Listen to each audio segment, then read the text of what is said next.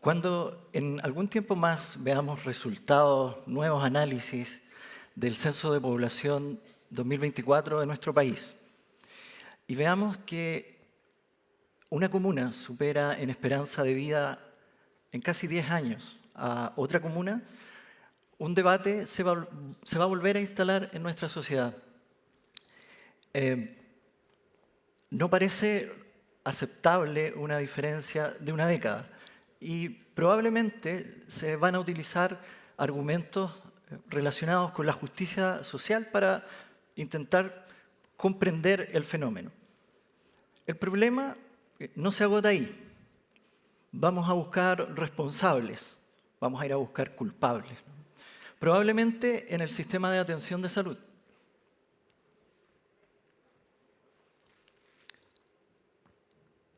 Que alguien haga algo. Esa es la frase típica. Después de todo, parte importante de los recursos del país se gastan en el sector sanitario. En cualquier caso, pareciera haber cierto consenso que hay un problema muy relevante y que habría alguna forma de al menos seguir intentando solucionarlo.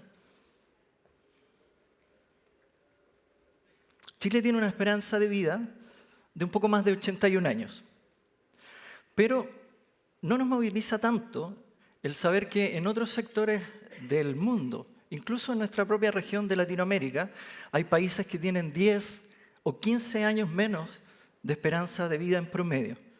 Parece un problema que viene dado, que no tiene mucha solución. Cuando hablamos de los países que tienen estas esperanzas de vida más cortas, habitualmente acudimos a argumentos de tipo histórico, económico, geográfico, que si bien explican en cierta medida por qué ocurre lo que ocurre, tienden un poco a cerrar el debate, a cerrar la discusión.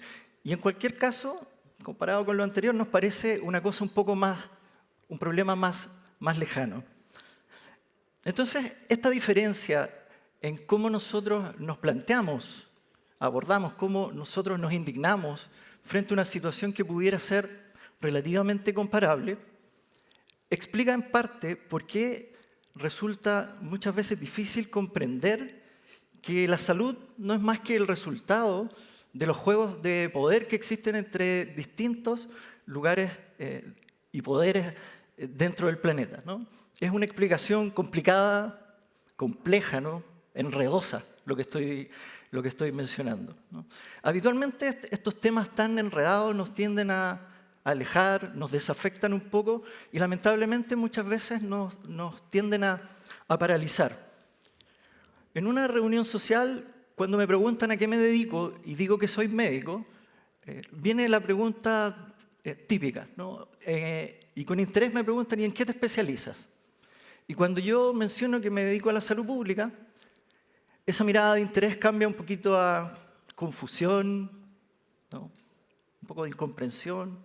Si avanza un poquito la conversación y digo, mira, me dedico a algunos temas de la salud global, la conversación se detiene ahí completamente y con suerte seguimos hablando de otra cosa. Eso ilustra un poco que en general nosotros nos tendemos a alejar de estos problemas que no tienen una solución única y que tienen muchas aristas.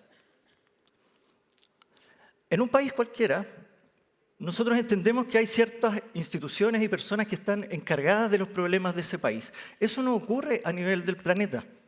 No hay un presidente o presidenta al que exigirle condiciones materiales para el desarrollo de la vida, o un ministro o ministra de salud al que pedirle que haya atención oportuna y de calidad en todos los lugares del planeta, ¿no? Lo que existe más bien es un caos de intereses económicos, militares, geográficos, que hasta hace un tiempo venían enmarcados en ideas más bien filantrópicas, cosa que no ha ocurrido mucho en los últimos meses, pero que sí tienen la característica de ser altamente impredecibles. Y este caos, en general, tiene consecuencias concretas en la salud de las personas. La salud global es un concepto relativamente nuevo. No existe un consenso en su definición y para efectos de esta presentación podríamos mencionar que es una especie de avance, de evolución de lo que conocíamos antiguamente en el siglo pasado como salud internacional, que se dedicaba principalmente al control de enfermedades tropicales, infecciosas, en el contexto del desarrollo de grandes obras civiles, como por ejemplo el Canal de Panamá, o en la ayuda que recibían algunos sectores del planeta, algunos países, cuando enfrentaban algún desastre natural o algún desastre sanitario. Habitualmente esto está más bien comandado desde lo que conocemos como el norte global hacia los países del tercer mundo. Por lo tanto, responde a una mirada fuertemente neocolonialista. La globalización, el proceso de globalización se opone un poco a esta mirada. Entendemos globalización como el proceso de interrelación que se da en cualquier época, no es solo ahora, que se da en cualquier época en la historia de la humanidad, de interrelación entre las personas, los gobiernos y las empresas, y que está mediado por el comercio internacional y por los sistemas de información. Eso como definición. Y que tiene un gran impacto en la humanidad en distintos niveles. El proceso actual que nosotros conocemos de globalización tiene características que les van a sonar, ¿no? Tenemos sistemas de información que tienen una gran cobertura y principalmente inmediatez, y existe una gran facilidad de construir conglomerados económicos que van más allá de las fronteras nacionales. Nuevamente es más bien un escenario complejo, como yo les mencionaba, y que tiene efectos positivos y negativos, en este caso en la salud concreta de las personas. Estos conceptos nuevos que han seguido a este desarrollo desde lo que viene de la salud internacional nos han hecho decantar en algunas otras ideas que intentan expandir un poco los límites de esta definición que yo les comentaba que todavía no está completamente consensuada. Por ejemplo, con lo que se conoce como la salud planetaria, que más bien está enfocada en el bienestar de los sistemas, de los ecosistemas naturales del planeta. O esta perspectiva de One Health, una sola salud, que estudia las relaciones que existen entre la salud humana, propiamente tal, pero también la salud animal y la salud del medio ambiente.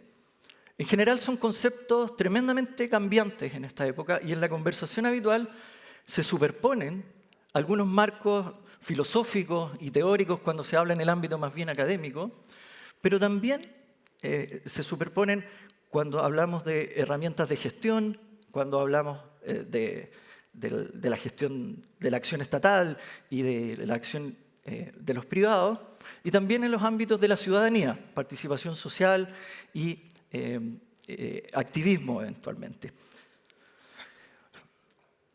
Permítanme concentrarme en los aspectos negativos de la globalización en la salud. Soy saludista y por lo tanto mi interés permanente es el riesgo de la población.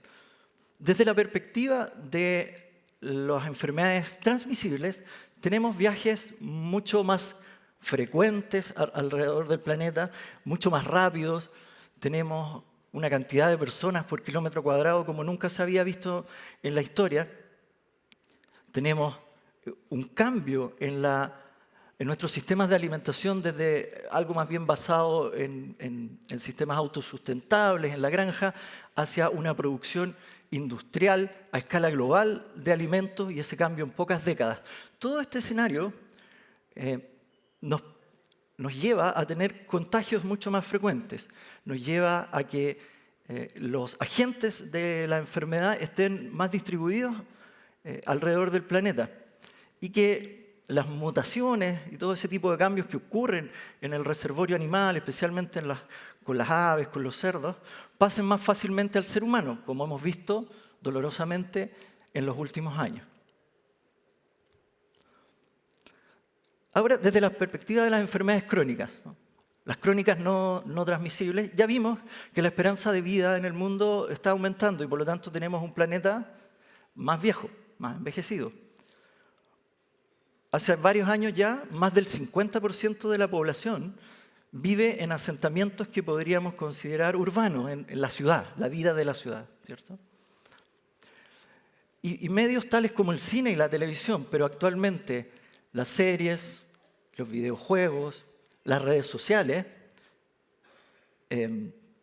hacen que se mundialicen estilos de vida a los que aspiramos. En este escenario, lo que ocurre es que se fortalece la raíz de este árbol de las enfermedades crónicas. Tenemos gran cantidad de malnutrición por exceso, consumos de sustancias nocivas, tabaco, alcohol y muchas otras, y el asumir el sedentarismo como uno de los estilos de vida preponderantes.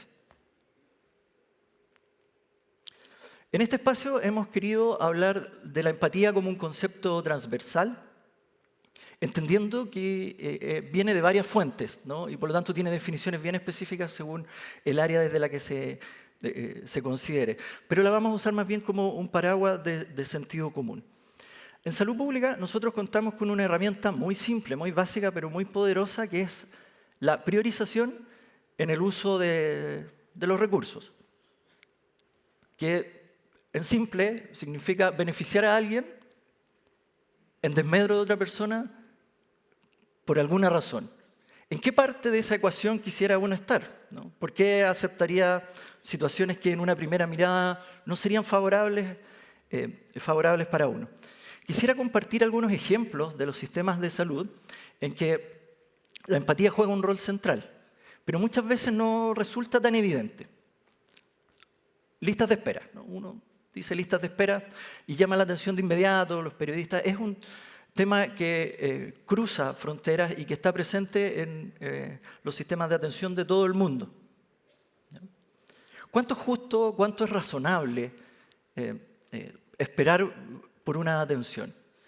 Acá la empatía yo creo que surge de manera relativamente intuitiva, ¿no? Cuando comprendemos que el médico o médica que nos iba a atender se atrasó un poco porque se alargó la cirugía, o permitimos que alguien se atienda antes en un servicio de urgencia porque llegó con una patología más grave, o que prioricemos a niños y niñas y adultos mayores en un rescate en alguna emergencia, ¿no? Ahí aparecen elementos que son bien profundos de comprensión, entendimiento, compasión, quizás de humanidad, diría yo, ¿no?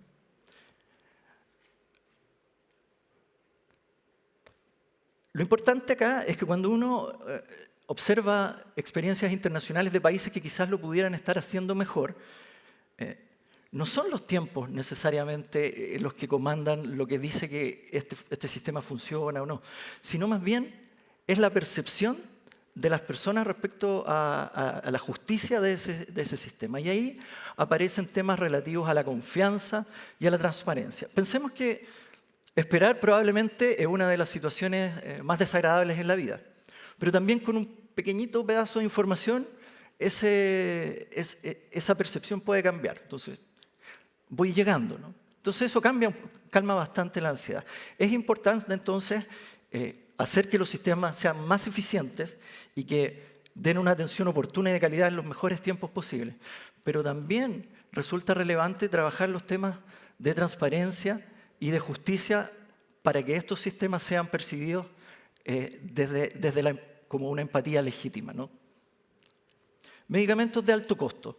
La figura clásica, ¿no?, de un bebé, una guagüita con una enfermedad altamente incapacitante, con un tratamiento que no tenemos muy claro su efectividad, pero que es tremendamente costoso. Yo haría lo mismo por mis hijos, ¿no?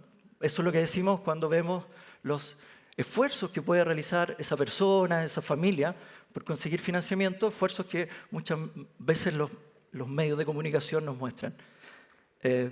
¿Hasta cuánto resiste el argumento de utilizar todos los recursos disponibles para una sola persona, en una sola condición, en un solo momento? Eso es completamente entendible, ¿no? Es una persona que tiene nombre, es una persona que tiene familia, que trabaja, que recibe un sueldo, que paga impuestos, que vota, que participa.